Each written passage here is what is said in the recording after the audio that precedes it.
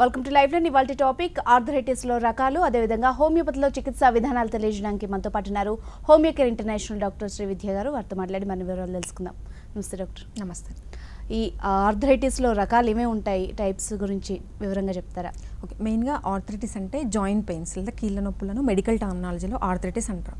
So చాలా రకాలైన varieties ఉంటాయి దీంట్లో. మోస్ట్ ఎక్కువగా చూసేది ఏంటంటే osteoarthritis, rheumatoid arthritis, gouty and psoriatic ఆర్థరైటిస్ని ఎక్కువ చూస్తుంటాం. Remaining type of the infections కానివ్వండి, లేదంటే సెప్టిక్ ఆర్థరైటిస్ కొన్ని సందర్భాలలో మాత్రమే, అంటే సివియారిటీ ఆఫ్ ద పాపులేషన్లో తక్కువగా ఉంటుంది. సో మెయిన్గా ఆస్టియో ఆర్థరైటిస్ అంటే ఎక్కువ మనము 60 to 70% ఆఫ్ ద ఆల్ ఆర్థరైటిస్లో కంపేర్ చేస్తే ఎక్కువగా డే టు డే లైఫ్లో చూసేది ఆస్టియో ఆర్థరైటిస్. మెయిన్గా ఏజ్ ఎక్కువగా ఉన్న వాళ్ళలో, అంటే వయసు పైబడడం వల్ల వచ్చే జనరల్ అరుగుదల వల్ల, అంటే వేర్ అండ్ టీరల్ అంటారు. అంటే జాయింట్ మోకాలు కానివ్వండి, అంటే లార్జ్ జాయింట్లో ఎక్కువ ఇన్వాల్వ్మెంట్ ఉంటుంది ఆస్టియో ఆర్థరైటిస్. మోకాలు కానివ్వండి, హిప్ జాయింట్స్, రెండు బోన్స్ అటాచ్, అంటే మూమెంట్కి ఫ్రీగా ఉండడానికి కార్టిలేజ్ హెల్ప్ అవుతుంది. సో ఈ ఏజ్ పైబడడం వల్ల, నార్మల్ వేర్ అండ్ టేర్ వల్ల ఈ కార్టిలేజ్ అనేది క్రమంగా అరుగుదలకు లోనవ్వడం వల్ల పెయిన్ రావడం అనేది సాధారణంగా చూస్తుంటాము. ఇది ఆస్టియో ఆర్థరైటిస్. క్రమంగా పెయిన్ సివియారిటీ పెరగడం, కూర్చొని లేచినప్పుడు ఇబ్బంది రావడం, మెట్లెక్కినప్పుడు ఇబ్బంది రావడం, అండ్ క్రమేణా థర్డ్ అండ్ ఫైనల్ స్టేజ్లో ఏంటంటే క్రాకింగ్ సౌండ్స్ ఉంటుంది. అంటే కూర్చొని లేచినప్పుడు మోకాళ్ళ నుంచి శబ్దం రావడం అనేది ఆస్టియో ఆర్థరైటిస్ యొక్క లక్షణం. మెయిన్గా ఇది మగవాళ్ళలో ఎక్కువగా ఉంటుంది. బట్ మెనోపాజ్లో చూసుకున్నట్లయితే, అంటే ఆఫ్టర్ 45 years ఏజ్ గ్రూప్లో ఫీమేల్స్లో ఎక్కువ ఆస్టియో ఆర్థరైటిస్ బారిన పడడం జరుగుతుంది. ఎందుకంటే ఈస్ట్రోజన్ హార్మోన్ అనేది క్రమంగా తగ్గిపోవడం వల్ల, కాల్షియం మెటబాలిజం తగ్గిపోవడం అనేది, బోన్ అనేది జనరల్గా వీక్ అవడం వల్ల ఆస్టియో ఆర్థరైటిస్ మెనోపాజ్ ఏజ్ గ్రూప్లో, అంటే అబోవ్ 40 yearsలో ఫీమేల్స్లో ఎక్కువగా చూస్తుంటాం. సో మెయిన్గా వీటిలో ఇబ్బందులు ఏముంటాయంటే పెయిన్, ఎక్కడైతే కార్టిలేజ్ అరుగుదలకు లోన్ అవుతుందో, అంటే మోకాళ్ళు కానివ్వండి, hip joint, either right are left, క్రమంగా ఇవి ఒక్క సైడ్ మాత్రమే, అంటే ఒక్క జాయింట్లోనే ఎఫెక్ట్ అవ్వడం జరుగుతుంది. అండ్ లేటర్ స్టేజ్లో క్రమేణా ప్రాబ్లం పెరిగే కొద్దీ ఐదర్ సైడ్ కూడా ఎఫెక్ట్ అవ్వడం జరుగుతుంది. సో ఆస్టియో ఆర్థరైటిస్ అనేది మెయిన్గా one side of the joint, either hip joint or knee joint, ఏదైనా సరే ఒకటి మాత్రమే ఎఫెక్ట్ అవుతుంది. సో దీన్ని మోనో ఆర్థరైటిస్ అని కూడా అంటాము. ఓకే డాక్టర్, 1 by 1 వెళ్దాం. ఆస్టియో ఆర్థరైటిస్ లక్షణాలు ఎలా ఉంటాయి, ఎవరిలో వచ్చే ఛాన్స్ ఉంటుంది? మెయిన్గా ఆస్టియో ఆర్థరైటిస్ అనేది డీజనరేటివ్ ప్రాసెస్, అంటే ఏజ్ రిలేటెడ్ వల్ల వచ్చే ప్రాబ్లం. బట్ అందరిలో రావాల్సిన అవసరం లేదు. ఫ్యామిలీ హిస్టరీ ఎవరికైతే ఉందో జనరేషన్ నెక్స్ట్ వాళ్ళలో వచ్చే ఛాన్సెస్ ఉంటాయి. ఇవే కాకుండా కాల్షియం మెటబాలిజం, కాల్షియం అబ్జార్ప్షన్ ప్రాపర్గా లేకున్నా, వైటమిన్ డి డెఫిషియన్సీ ఉన్నా కానీ వాళ్ళలో ఎర్లీ ఏజ్లో, ఈవెన్ 30+ వచ్చే ఛాన్సెస్ ఉంటాయి. మెయిన్గా వీటిలో సిమ్టమ్స్ ఏముంటుందంటే పెయిన్, ఎక్కడైతే ఎఫెక్ట్ అవుతుందో ఏ జాయింట్, పెయిన్ అనేది first symptom of the osteo arthritis. దీంతో పాటుగా మూమెంట్ అనేది ఈజీగా ఉండదు. మెట్లెక్కినప్పుడు, తర్వాత దిగేటప్పుడు కానివ్వండి, ఎక్కువ దూరం నడిచినప్పుడు పెయిన్ అనేది రావడం జరుగుతుంది. దీంతో పాటుగా స్వెల్లింగ్, అండ్ క్రమేణా and third and final stage of the osteo ఆర్థరైటిస్లో జాయింట్ అనేది దాని స్ట్రక్చర్ కోల్పోతుంది. దీన్ని డిఫార్మిటీ ఆఫ్ ద జాయింట్గా చెప్పుకుంటాం.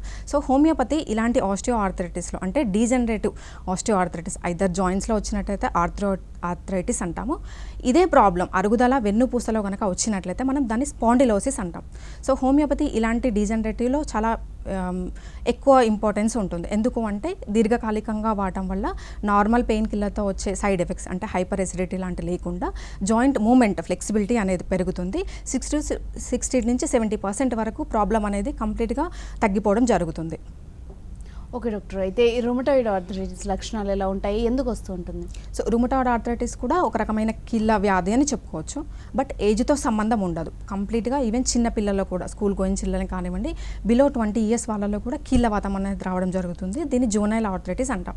సో మెయిన్ ఇది రావడానికి రీజన్ ఏంటి అంటే ఆటో ఇమ్యూన్ డిసీజ్, అంటే మన రోగ నిరోధక వ్యవస్థ సరిగ్గా పనిచేయనప్పుడు కీళ్ళు అనేది మూమెంట్ కోల్పోవడం కానివ్వండి, లేదంటే పెయిన్, వాపు, టెండర్నెస్, ఎక్కడైతే ఎఫెక్ట్ అవుతుందో ఆ జాయింట్ అనేది కంప్లీట్గా వంకర పోవడం జరుగుతుంది. అంటే ఎగ్జాంపుల్ చేతి ఫింగర్స్ కానివ్వండి, కాలి ఫింగర్స్ అనేవి డిఫార్మిటీ, వంకర్లు పోవడం జరుగుతుంటాయి. ఇది ఆటోఇమ్యూన్ డిసీజ్ వల్ల ఏజ్తో సంబంధం లేదు. చిన్న ఏజ్ వాళ్ళలో కూడా వచ్చే ఛాన్సెస్ ఉంటుంది. మోస్ట్లీ ఫీమేల్స్లో అరౌండ్ 3:1గా చెప్పుకోవచ్చు. అంటే 3% ఆఫ్ ద ఉమెన్ ఎక్కువగా వచ్చే ఛాన్సెస్ ఉంటాయి. సో రుమటాయిడ్ ఆర్థరైటిస్లో మెయిన్గా ఆర్ఏ ఫ్యాక్టర్ని మనం దానికి కొలమానంగా చూసుకుంటాం. మనం బ్లడ్లో RA factor and CRP level పాజిటివ్గా ఉన్నట్లయితే రుమటాయిడ్ ఆర్థరైటిస్ మనకు బారిన పడినట్టుగా చెప్పుకోవచ్చు. జనరల్లీ ప్రతి హ్యూమన్ బీయింగ్లో ఇలాంటి ఫ్యాక్టర్స్ అనేవి నెగిటివ్గా ఉంటాయి. RA factor, CRP and ESR levels నార్మల్గా ఉంటాయి. బట్ ఎవరికైతే కీళ్ళ వాతం ఉంటుందో ఈ ఫ్యాక్టర్స్ అనేది పాజిటివ్గా and severity of the problem పెరిగే కొద్దీ మనకు డిజిట్ అనేది ఇంక్రీజ్ అవుతుంది. జనరల్గా ఆర్ఏ ఫ్యాక్టర్ మన బాడీలో 6 ఉండాలి. ఈ 6 కంటే ఎక్కువగా ఉన్నట్లయితే క్రమేణా చిన్న జాయింట్లు అంటే చేతి వేళ్ళు కానివ్వండి, లేదంటే wrist joint, hand joint, ankle joints, చిన్న జాయింట్స్ ప్రాబ్లం చూపిస్తుంది. అండ్ ఇది ఎలా గుర్తుపట్టాలి అంటే ఎర్లీ మార్నింగ్ స్టిఫ్నెస్ ఉంటుంది. అంటే మార్నింగ్ లేవగానే పనులు అనేవి చాలా ఇబ్బందిగా ఉంటాయి. జాయింట్స్ కదలకుండా ఉండడం స్టిఫ్నెస్ అంటాం. అంటే కదలికలు కంప్లీట్గా ఉండవు. సో అండ్ చలిగా ఉన్నప్పుడు వింటర్లో ఈ వ్యాధి యొక్క తీవ్రత ఎక్కువగా ఉంటుంది. సో హోమియోపతి ద్వారా ఏంటంటే జనరల్గా ఈ problems steroids and anti inflammatory drugs advice చేయడం జరుగుతుంది. హోమియోపతిలో ఇలాంటి కాంప్లికేషన్స్ లేకుండా ఆర్ఏ ఫ్యాక్టర్ అనేది కంప్లీట్గా నెగటివ్గా వచ్చే ఛాన్సెస్ ఉంటాయి. ఓకే డాక్టర్, అయితే ఈ మధ్యకాలంలో చిన్నపిల్లల్లో కూడా ఆర్థరైటిస్ చూస్తున్నాం కదా, ఏ టైప్ ఆఫ్ ఆర్థరైటిస్ అది ఎందుకు వస్తుంది? సో చిన్నపిల్లల్లో ఎక్కువగా చూసేది ఏంటంటే బిలో 20 years ఒకటి ఇన్ఫెక్షియస్ ఆర్థరైటిస్ కావచ్చు, అంటే ఏదన్నా బ్యాక్టీరియల్ కానీ వైరస్ లాంటి బయట నుంచి వచ్చే ఆర్గాన్స్ వల్ల వచ్చే ఆర్థరైటిస్, దాన్ని సెప్టిక్ ఆర్థరైటిస్ లేదా ఇన్ఫెక్షియస్ ఆర్థరైటిస్ అంటాం. ఇవే కాకుండా రుమటాయిడ్ ఆర్థరైటిస్ ఇంతకుముందు చెప్పినట్లుగా మేజర్గా చిన్న ఏజ్ గ్రూప్లోనే బిలో 20 years టీనేజ్ పిల్లల్లో కానివ్వండి, స్కూల్ గోయింగ్ చిల్డ్రన్లో ఎక్కువగా ఉంటుంది. సో ఇది రావడానికి రీజన్ అంటే ఇమ్యూనిటీ వ్యవస్థ కంప్లీట్గా డిస్ట్రాయ్ అవడం వల్ల, అంటే అగైనెస్ట్ యాంటీబాడీస్ అనేవి రిలీజ్ చేయడం జరుగుతుంది. సో ఈ అగైనెస్ట్ యాంటీబాడీస్ అన్ని సైనోవియల్ మెంబ్రెయిన్ అంటాం. అంటే ప్రతి జాయింట్, ఈవెన్ స్మాల్ జాయింట్ కానీ bigger joints in the body ఫ్రీగా మూవ్మెంట్ అవ్వడానికి హెల్ప్ అయ్యే సైనోవియల్ మెంబ్రెయిన్ అనేది క్రమేణా థిక్ అవుతుంది. సో దానివల్ల మూమెంట్స్ అనేవి కంప్లీట్గా డిస్ట్రాయ్ అవ్వడం జరుగుతుంది. ఓకే డాక్టర్, ఎలాంటి డయాగ్నోస్ ఎలా చేస్తారు, ఏ టెస్టులు ప్రిఫర్ చేస్తారు? మెయిన్గా ఆర్థరైటిస్ అంటే టైప్ ఆఫ్ ద ఆర్థరైటిస్ని బట్టి ఇన్వెస్టిగేషన్స్, అంటే ఫర్ ఎగ్జాంపుల్ ఆస్టియో ఆర్థరైటిస్ చూసుకున్నట్లయితే బిగ్గర్ జాయింట్స్ కాబట్టి మనం ఎక్స్రే ద్వారా రూల్ అవుట్ చేసుకోవాల్సి ఉంటుంది. అండ్ దానికంటే ముందుగా సిమ్టమ్స్ తోటి మనము అంటే physical examination of the patient, history of the patient చూసుకున్నట్లయితే ఏ టైంలో పెయిన్ సివియారిటీ ఎక్కువగా ఉంటుంది. For example osteo arthritis degenerative లాంటి ప్రాసెస్లో మార్నింగ్ తక్కువగా ఉంటుంది, నడిచిన తర్వాత వర్క్ చేసిన తర్వాత ఎండ్ ఆఫ్ ద డే ఎక్కువగా ఉంటుంది. ఇది main clinical feature of the osteo arthritis.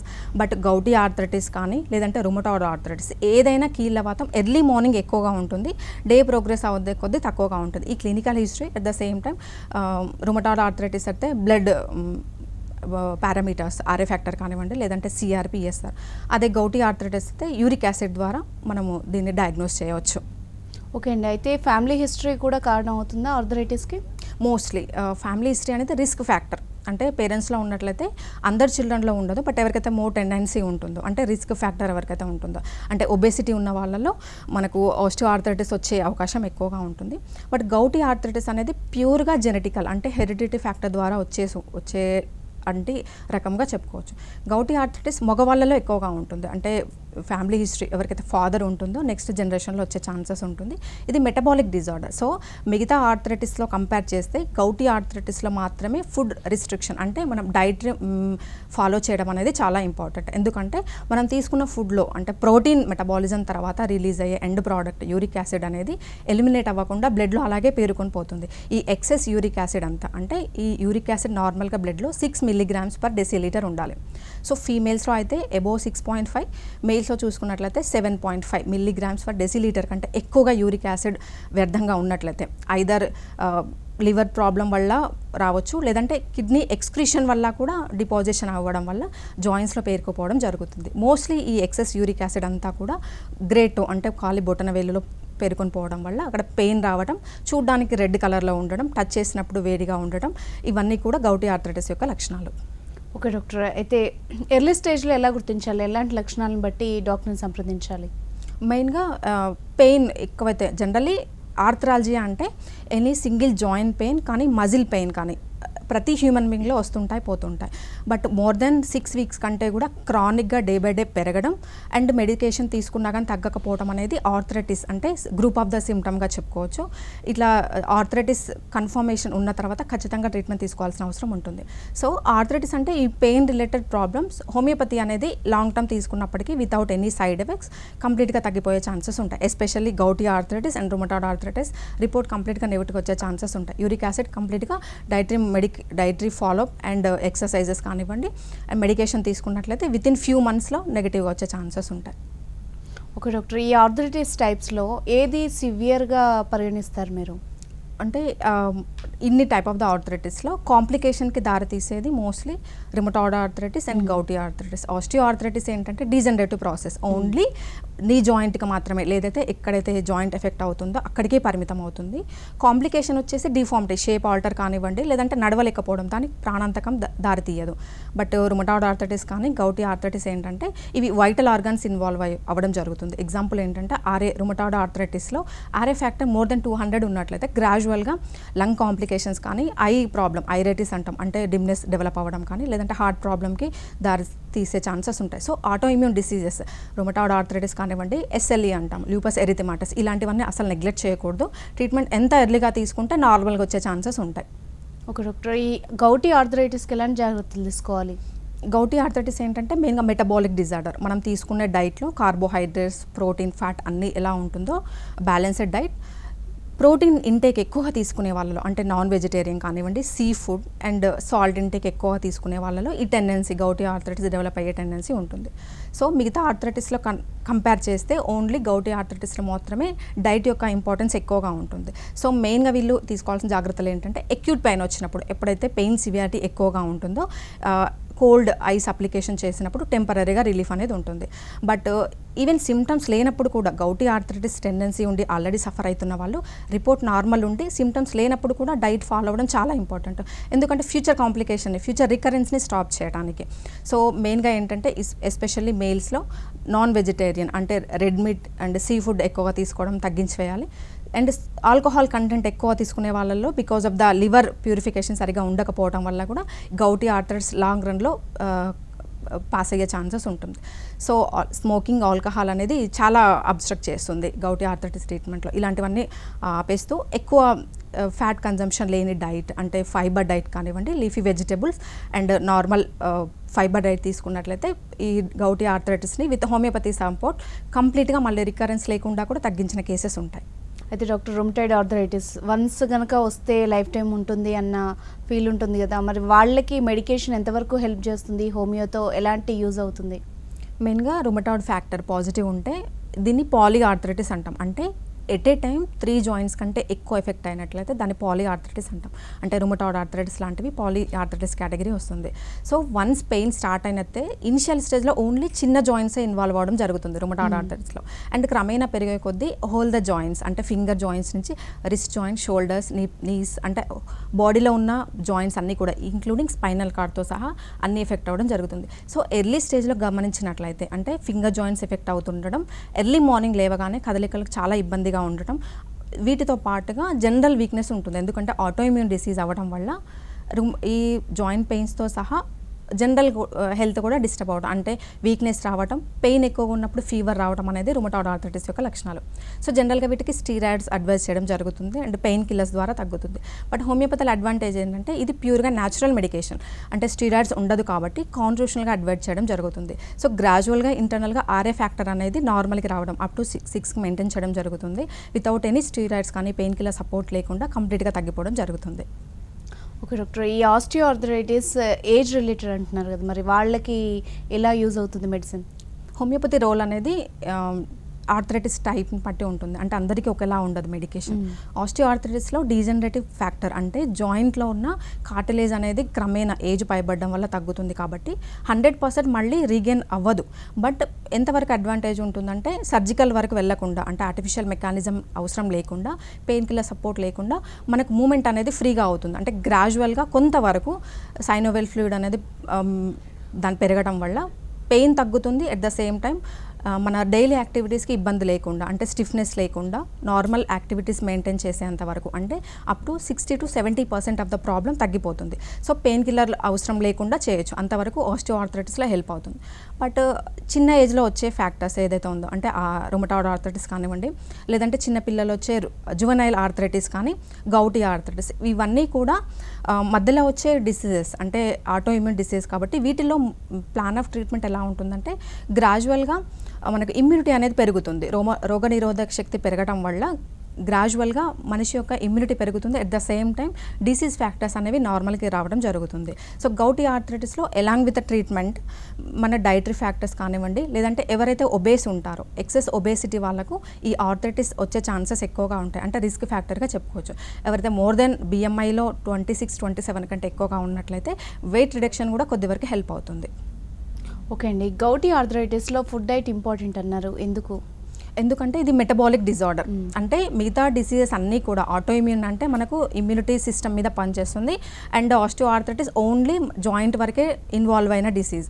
But gouty arthritis ఏంటంటే మెటబాలిక్ డిసీజ్. మనం తీసుకునే డైట్ వల్ల ప్రాపర్గా ఎక్స్క్రీషన్ లేకుండా వస్తుంది. కాబట్టి ఖచ్చితంగా 50-60% of the gouty arthritis problem diet ద్వారా సాల్వ్ అవుతుంది. But uric acid levels above 7.5 mg/dL కంటే ఎక్కువగా ఉన్నట్లయితే సిమ్టమ్స్ సివియారిటీ ఎక్కువగా ఉంటుంది. అంటే వాళ్ళు నడవలేనంతగా ఎక్కువగా ఉంటుంది కాబట్టి అప్పుడు మెడికేషన్ అవసరం పడుతుంది. బట్ ఇక్కడ మేము తీసుకోవాల్సిన జాగ్రత్తలు ఏంటి అంటే పెయిన్ లేనప్పుడు అండ్ యూరిక్ యాసిడ్ నార్మల్గా ఉన్నప్పటికీ వీళ్ళు ఖచ్చితంగా లైఫ్ టైం ఏదైతే మనం అవాయిడ్ చేస్తామో ఆ ఫుడ్ కంపల్సరీ అవాయిడ్ చేయవలసి ఉంటుంది. అంటే ఎగ్జాంపుల్ మీట్ డైట్ కావండి, రెడ్ మీట్ అంటాం. అంటే ఎక్సెస్ ప్రోటీన్ ఇంటేక్ అనేది చాలా డ్యామేజ్ చేస్తుంది. అంటే కిడ్నీ ఎక్స్క్రీషన్ ఫంక్షన్ అనేది, అంటే క్రియాటినిన్ లెవెల్స్ అబోవ్ 6.5 ఎక్కువగా 1.6 కంటే ఎక్కువగా ఉన్నట్లయితే ఈ గౌటీ ఆర్థరైటిస్ రిస్క్ ఫ్యాక్టర్ ఎక్కువగా ఉంటుంది. సో ఖచ్చితంగా ఇలాంటి వాళ్ళు ఎస్పెషల్లీ మేల్స్ అయితే ఆల్కహాల్ ఇంటేక్ కూడా లివర్ డ్యామేజ్ అవ్వడం వల్ల మనకు యూరిక్ యాసిడ్ పెరుగుతుంది. సో అలాంటి వాళ్ళు ఖచ్చితంగా లైఫ్ టైం ప్రికాషన్ తీసుకోవాల్సి ఉంటుంది. ఇప్పుడు అన్ని టైప్స్కి ఒకలా ఉండదు ట్రీట్మెంట్ హోమియోలో అంటున్నారు కదా, మరి ఒక్కో టైప్లో దాని పాత్ర ఎలా ఉంటుంది? హోమియోపతి ట్రీట్మెంట్ యొక్క ఉపయోగాలు ఏంటి? మెయిన్గా ఆర్థరైటిస్లో హోమియో అడ్వాంటేజ్ ఏంటంటే ఎంత టైం తీసుకున్నప్పటికీ జనరల్ పెయిన్ కిల్లర్స్తో వచ్చే సైడ్ ఎఫెక్ట్స్, అంటే ఎగ్జాంపుల్ ఎసిడిటీ కానివ్వండి, లేదంటే ఎక్కువ వెయిట్ గెయినింగ్ అనేవి కంప్లీట్గా హోమియోతో వచ్చే డిసడ్వాంటేజెస్ ఉండవు. But type of the arthritis ఇంతకుముందు చెప్పినట్టు ఆస్టియో ఆర్థరైటిస్ అంటే కార్టిలేజ్ మొత్తం రానప్పటికీ బట్ మన డైలీ యాక్టివిటీస్ అనేవి బెటర్ చేసుకోవచ్చు. అంటే వాకింగ్ కానివ్వండి, అండ్ మోకాళ్ళు క్రెపిటస్ ఫామ్ అవ్వకుండా, అంటే క్రాకింగ్ సౌండ్స్ లేకుండా మన డైలీ యాక్టివిటీస్ ప్రాపర్గా మెయింటైన్ చేసుకోవచ్చు without any pain killer support. But rheumatoid arthritis అనేది ఇమ్యూన్ సిస్టమ్ బిల్డప్ చేస్తుంది. సో హోమియోపతి అనేది ఒక్కొక్క టైప్ ఆఫ్ ద ఆర్థరైటిస్లో డిఫరెంట్గా పనిచేయడం జరుగుతుంది. ఓకే అండి, ఆర్థరైటిస్ ఆడవాళ్ళలో ఎక్కువగా చూస్తుంటామా, మగవారిలో ఎక్కువ వస్తుంటుందా? అంటే type of the arthritis. For example gouty arthritis మేజర్గా up to 90% of the people మేల్స్లోనే ఉంటుంది. ఎందుకంటే హెరిడిటరీ ఫ్యాక్టర్ ఫాదర్ జీన్ వల్ల మేల్ చిల్డ్రన్లో ఎక్కువగా వచ్చే ఛాన్సెస్ ఉంటుంది.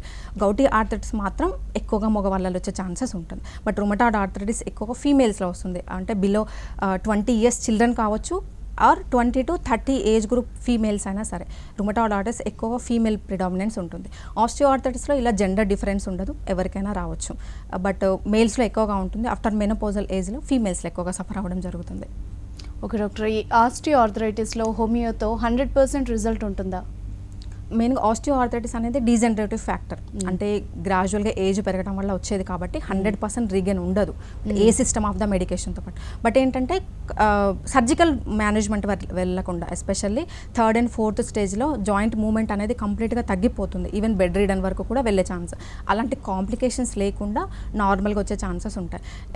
ఒబేసిటీ ఎవరెవరైతే ఉన్నారో, అంటే మోర్ దెన్ ఎక్కువ వెయిట్ ఒబేసిటీ ఫ్యాక్టర్ ఉన్న వాళ్ళు వెయిట్ తగ్గించుకోవడం కూడా చాలా వరకు హెల్ప్ అవుతుంది. బట్ మిగతా ఆర్థరైటిస్లో హోమియో ఏంటంటే నార్మల్గా వచ్చే ఛాన్సెస్ ఉంటాయి. ఈచ్ అండ్ ఎవ్రీ రిపోర్ట్ కూడా ఈవెన్ 130-140 ఉన్న ఆర్ఏ ఫ్యాక్టర్ కూడా నార్మల్గా అంటే 6 mg వరకు కూడా మెయింటైన్ చేసిన కేసెస్ ఉన్నాయి. ఓకే అండి, రుమటాయిడ్ ఆర్థరైటిస్ ఉన్న వాళ్ళు ఎలాంటి జాగ్రత్తలు తీసుకోవాలి? ఫుడ్ హ్యాబిట్స్ కానీ, లైఫ్ స్టైల్ చేంజెస్ కానీ? మెయిన్గా ఇది ఇన్ఫ్లమేటరీ డిసీజ్ కాబట్టి డైట్ విషయానికి వచ్చినట్లయితే ఎక్కువ యాంటీ ఇన్ఫ్లమేటరీ డైట్స్ అంటాం. అంటే ఎక్కువ లీఫీ వెజిటబుల్స్ కానీ, లేదంటే ఫ్లాక్ సీడ్స్ అంటాం, అవిసె గింజల్లో కూడా యాంటీ ఇన్ఫ్లమేటరీ ఏజెంట్స్ ఎక్కువగా ఉంటాయి. సో డైలీ మన ఇంటేక్లో ఫ్లాక్ సీడ్ మెయింటైన్ చేసుకున్నట్లయితే any type of the arthritis, osteo arthritis కానివ్వండి, రుమటాయిడ్ ఏదైనా సరే వాళ్ళకు ఏంటంటే ప్రాబ్లం ఇంటర్నల్గా పెరగకుండా ఉంటుంది. అండ్ ఫ్యాట్ ఇంటేక్ కానీ, లేదంటే కార్బోహైడ్రేట్ ఇంటేక్ ఎక్కువగా తీసుకుంటే ఇది అంత ఈజీగా తగ్గదు. అంటే ఎస్పెషల్లీ ఆస్టియో ఆర్థరైటిస్ వాళ్ళు కార్బోహైడ్రేట్ అండ్ ఫ్యాట్ ఇంటేక్ తక్కువగా తీసుకోవాలి. అండ్ ఈచ్ అండ్ ఎవ్రీ జాయింట్లో కూడా వైటమిన్ డి, ఎందుకంటే బోన్ స్ట్రెంత్ని డిసైడ్ చేసేది వైటమిన్ డి ఫ్యాక్టర్ కాబట్టి జనరల్గా మనకు సన్లైట్ ఎక్స్పోజర్ ద్వారా న్యాచురల్గా దొరుకుతుంది. Every morning and evening sunlight exposure కనుక మెయింటైన్ చేసినట్లయితే ఇది చిన్న ఏజ్లో రాకుండా చూసుకోవచ్చు. ఎస్పెషల్లీ సిటీ లైఫ్స్లో చూసుకున్నట్లయితే ఎర్లీ ఏజ్లో 20+, 30+ వాళ్ళలో కూడా ఆర్థరైటిస్ మెయిన్గా వచ్చే రీజన్ ఏంటంటే సన్ ఎక్స్పోజర్ చాలా తక్కువగా ఉంటుంది. ఇట్లాంటి వాళ్ళలో సప్లిమెంట్స్ తీసుకోవడం వల్ల మనం ఎర్లీ ఏజ్లో రాకుండా మనం పోస్ట్ పోన్ చేయొచ్చు. ఆల్రెడీ ఆర్థరైటిస్ ఉండి వేరే హెల్త్ ఇష్యూస్తో బాధపడుతున్న వాళ్ళు మళ్ళీ హోమియోకి రావాలంటే డౌట్ పడతారు కదా, అంటే పథ్యం లాంటివి ఏమన్నా ఉంటాయా, ఈ మందులు వర్క్ అవుతాయా అన్న డౌట్స్ ఉంటాయి, వాళ్ళకి ఏం చెప్తారు? డైట్ మనకు పథ్యం అనేది హోమియోపతి మెడిసిన్కి ఉండదు, డిసీజ్కి ఉంటుంది. ఏ డిసీజ్తో సఫర్ అవుతున్నారు అంటే ఇంతకుముందు చెప్పినట్టుగా గౌటీ ఆర్థరైటిస్ వాళ్ళు ఏ ట్రీట్మెంట్ తీసుకుంటున్నప్పటికీ డైట్ రిస్ట్రిక్షన్ అదే ఉంటుంది. సో మెయిన్గా అందరిలో ఉండే అపోహ ఏంటంటే డైట్ పథ్యం అనేది హోమియోపతి మెడిసిన్కి ఉండదు. అకార్డింగ్ టు డిసీజ్, ఎవరికైతే డిసీజ్తో సఫర్ అవుతున్నారో వాళ్ళకు అడ్వైస్ చేయడం జరుగుతుంది. ఇన్ కేస్ అదర్ మెడికేషన్ తీసుకున్నప్పటికీ కూడా హోమియోపతి ద్వారా సైడ్ ఎఫెక్ట్స్ ఉండవు. ఇప్పుడు వింటర్ వచ్చేసింది కాబట్టి వాళ్ళకి మెయిన్గా కీళ్ళ నొప్పులతో ఉన్న వాళ్ళకి ఇంకెక్కువగా ఇబ్బంది పెరిగే ఛాన్స్ ఉంటుంది కదా, వాళ్ళకి ఎలాంటి జాగ్రత్తలు తీసుకోవాలి ఉంటుంది? అంటే కంపారిటివ్లీ ఆల్ ద సీజన్స్ వింటర్లో అగ్రవేషన్ ఎందుకంటే జాయింట్స్ అనేవి స్టిఫ్నెస్ అవ్వటం, అది అన్ని ఆర్థరైటిస్లో ఉండదు. ఓన్లీ రుమటాయిడ్ ఆర్థరైటిస్ కీళ్ళవాతం ఉన్న వాళ్ళలో మాత్రమే ఈ జాయింట్ రిస్ట్రిక్షన్ అనేది ఉంటుంది. అన్ని ఆర్థరైటిస్ అంటే ఆస్టియో ఆర్థరైటిస్ కానివ్వండి, అదర్ ఏదైనా ప్రాబ్లం జాయింట్ ఎఫెక్ట్ స్పాండిలైటిస్ ఏవి వింటర్తో సీజన్తో సంబంధం ఉండదు, ఓన్లీ రుమటాయిడ్ ఆర్థరైటిస్ మాత్రమే. ఎందుకంటే అక్కడ సైనోవియల్ మెంబ్రేన్ అనేది థిక్ అవుతుంది, దాన్ని ప్యానస్ ఫార్మేషన్ అంటాం మెడికల్ టర్మినాలజీలో. అలాంటి వాళ్ళు మాత్రమే స్టిఫ్నెస్కి వెళ్ళే ఛాన్సెస్. సో వీళ్ళు ఎర్లీగా డయాగ్నోస్ చేయడం అంటే ఇనిషియల్ స్టేజ్ ఆఫ్ ద సిమ్టమ్స్లోనే డాక్టర్ని అప్రోచ్ అయినట్లయితే ఐడెంటిఫికేషన్ చేసి ప్రాపర్ మెడికేషన్ ఇస్తుంది కాబట్టి ఇలాంటి కాంప్లికేషన్స్ వరకు వెళ్లకుండా చూసుకోవచ్చు. Right, thank you very much doctor. ఇది వాళ్ళ లైఫ్ లైన్ చూస్తూనే ఉండండి టీవీ 9.